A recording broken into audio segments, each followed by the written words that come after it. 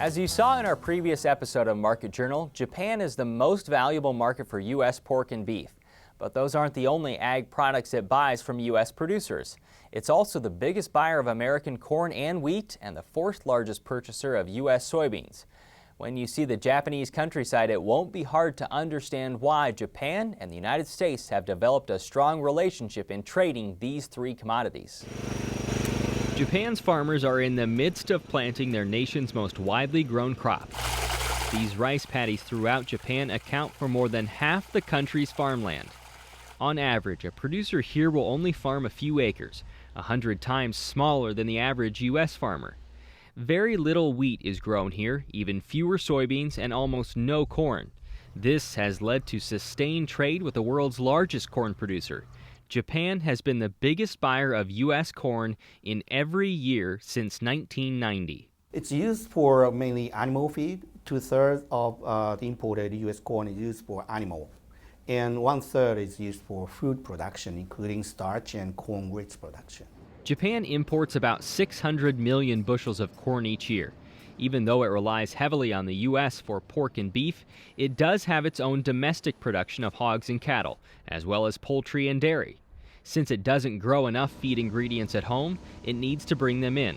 Historically, almost all of the corn for that came from the United States. We used to source nearly more than 95% from the United States, but 2-3 years ago, we had a severe drought in the United States. So at the time, U.S. lost some share, and we buy feed grain from the other South America or Ukraine as well. The USDA says the U.S. has bounced back from the 2012 drought, accounting for more than 90% of Japan's feed corn since May 2014.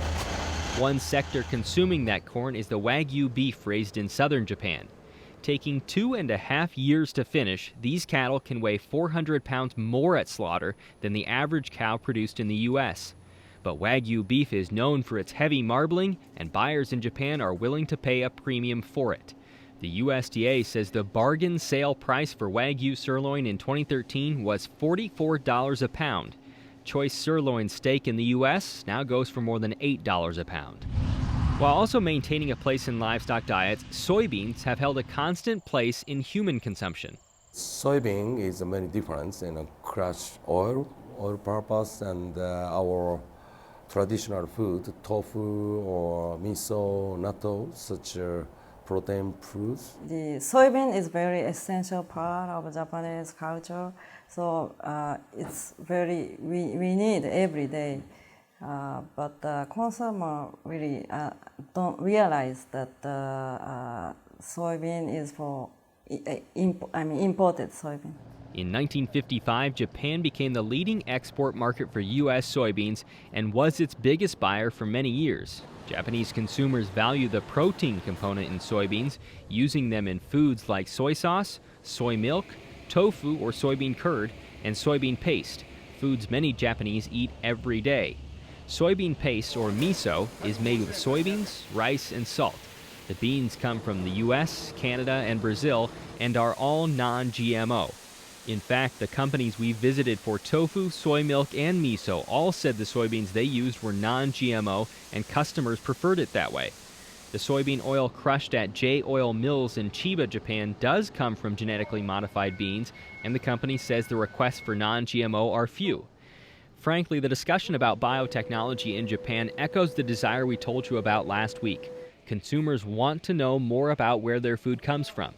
In Tokyo, Tetsuo Hamamoto says the U.S. Grains Council has brought U.S. farmers into the country to talk directly with consumers who have questions. They really like that kind of opportunities. Not only the quality, not only the price, but those kind of relationships really work the Japanese customers and keeping them loyal to U.S. grain. In U.S. agricultural exports to Japan, the loyalty of this country cannot be clearer than when looking at corn. Since 1990, Japan has been the leading buyer of U.S. corn.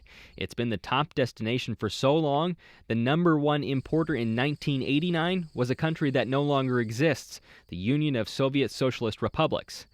Masahiko Okita of Itochu says while the rest of the continent may be growing, this market should remain important to U.S. producers. The U.S. is very important because some other Asian countries' demand is increased and they are trying to buy many products. But I hope, U.S. grower doesn't forget the Japanese market as well.